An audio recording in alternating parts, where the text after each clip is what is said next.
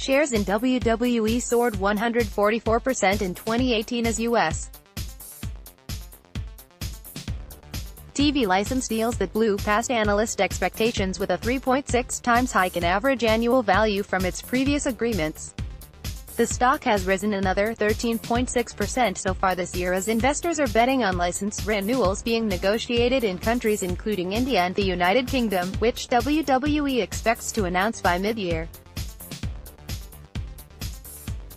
10 out of 13 analysts have buy ratings on the stock, while 3 recommend holding the stock, which last traded at $84.87. The mean share price target is $102.70, with the highest target at $157 and the lowest at $85, according to Refinitiv. While the stock has already risen a lot on expectations for new business, Gabelli Funds analyst Alexander Cowie says it still has room to gain further. "I wouldn't be selling before the contract news. Going in and coming out of announcements, it gets a double bump," said Cowie, whose firm owns more than 174,000 WWE shares. WWE is in an unusual entertainment category. Unlike traditional sports, its fights are scripted, but analysts measure its popularity against sports because it still involves athleticism and suspense. The creator of SmackDown and Raw TV shows boasted a U.S. cable television viewership second only to the National Football League in 2018, according to Nielsen data.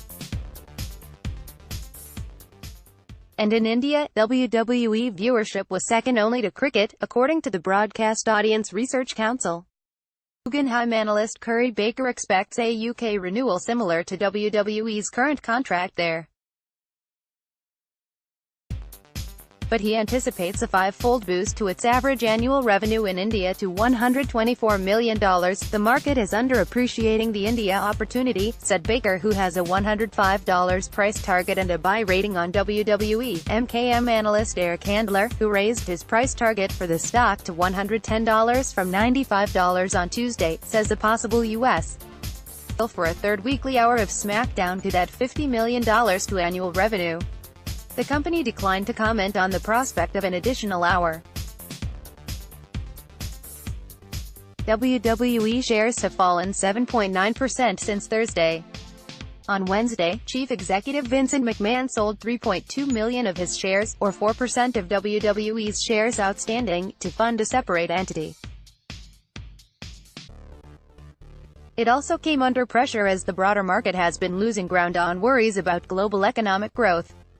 But analysts say WWE contracts, which are for around 3 to 5 years, provide some insulation against economic fluctuations. In the United States, live sports have been a key draw for cable TV subscribers. At a time when many consumers are cutting the cord to avoid high monthly fees, it feels like one of the lower-risk, higher-return names in the media space, said Baker. Still, about 17% of WWE's slot is sold short, according to data from S3 Partners, which estimates short seller mark-to-market losses of $359 million since the start of 2018. The bets against the stock can be partly attributed to hedging by investors in its convertible bonds due in 2023, according to BTIG analyst Brandon Ross. "That's contributed to it," he said. Wolf Research analyst Marcy Ryvicker is Wall Street's biggest fan, with a price target of $157. Wall Street expects 2020 earnings before interest, tax, depreciation and amortization (EBITDA) of $460.59 million on $1.33 billion revenue, according to Refinitiv data. Ryvicker expects EBITDA of $510 million on revenue of $1.423 billion. With this in mind, Ryvicker says WWE looks cheap compared with other sports peers, including Knicks basketball team owner Madison Square Garden Co. and a Liberty Media Corp subsidiary which owns Formula One rights and Liberty's subsidiary that owns the Atlanta Braves baseball team.